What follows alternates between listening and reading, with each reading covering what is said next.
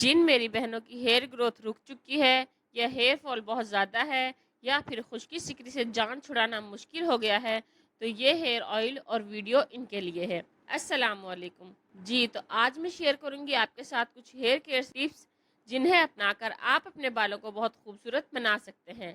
سب سے پہلے تو آپ نے اپنے گیلے بالوں میں کنگھی نہیں کرنی، کیونکہ گیلے بالوں کی جڑیں کمزور ہوتی ہیں جس کی وجہ سے بہت زیادہ ہیئر فال ہوتا ہے۔ نمبر 2، آپ نے اپنے بالوں کو کوم کرنے کے لیے ووڈن کوم کو استعمال کرنا ہے۔ پلاسٹک کا کنگھا آپ کے بالوں کے لیے بالکل بھی ٹھیک نہیں ہے۔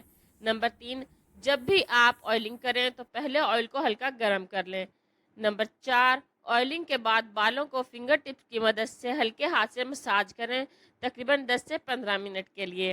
نمبر 5، آئلنگ کے فوراً بعد بالوں کو کنگھی نہ کریں، اس وقت بھی آپ کے بالوں کی جڑیں بہت کمزور ہوتی ہیں اور ہیئر فال زیادہ ہوتا ہے۔